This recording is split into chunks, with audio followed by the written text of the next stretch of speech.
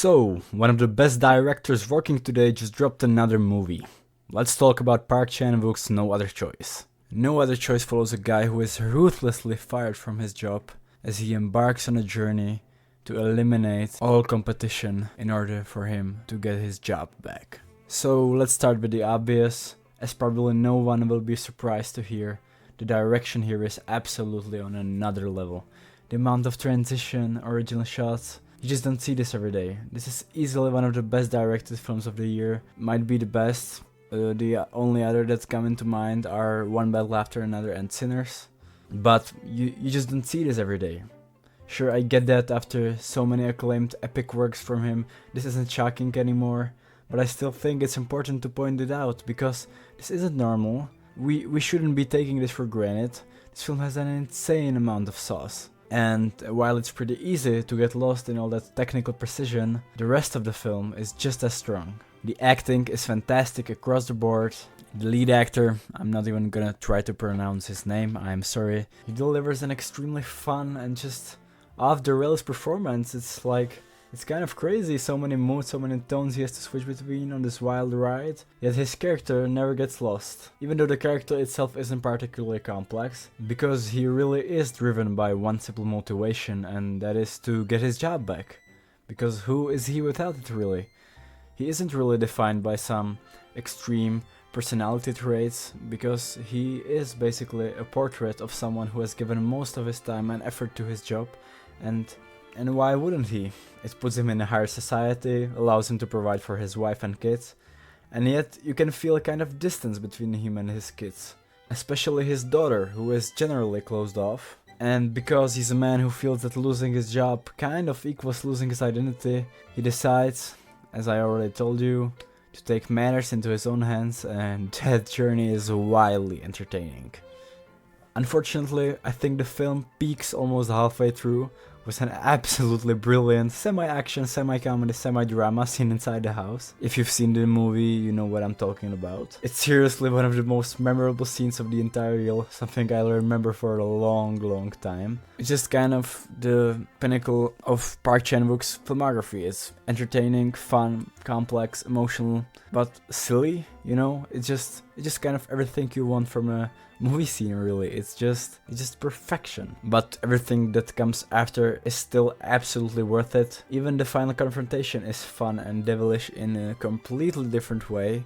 It just never quite reaches the height of the middle section for me. The comedy throughout the movie is excellent. This is a fantastic dark comedy, probably the genre that the film nails the most for me, and I think it focuses on this specific genre the most.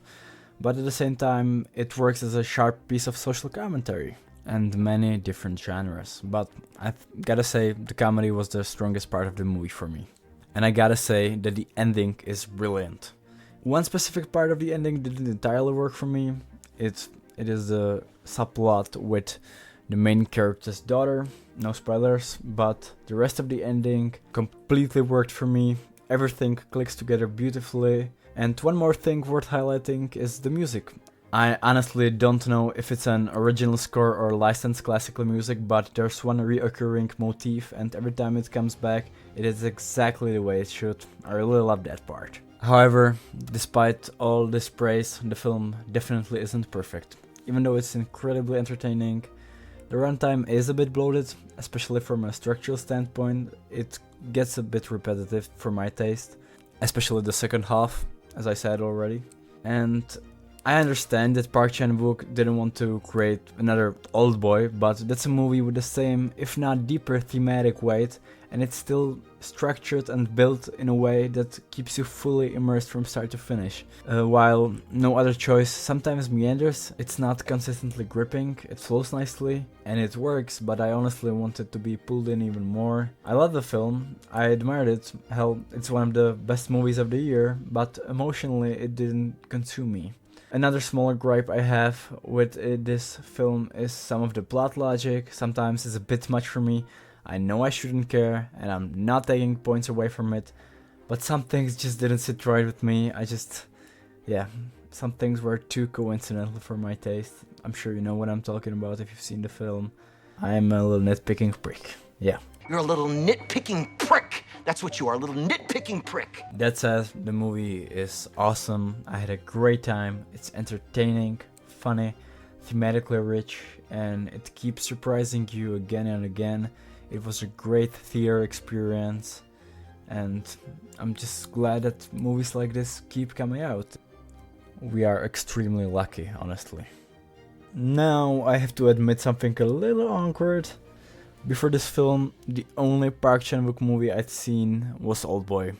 His filmography is a huge blind spot for me, and Oldboy is genuinely one of the best films I've ever seen. I just never had enough time to get through the rest, but after No Other Choice, I'm more excited than ever to dive into his work. I feel like he could easily become one of my favorite directors. I'm especially looking forward to seeing The Handmaiden. I've heard only great things about it. Anyway, that's it for this video. I highly recommend you check this movie out. It's fantastic and easily one of my favorite movies of the year. 4 out of 5. If you enjoyed this video, I would really appreciate if you gave it a like or comment what I should improve or what videos would you want to see from me in the future. And if you're new to this channel and you like this video, it would mean the world to me if you subscribed. Anyways, that's it for now, and I hope to see you in the next video really soon. Yeah, bye for now.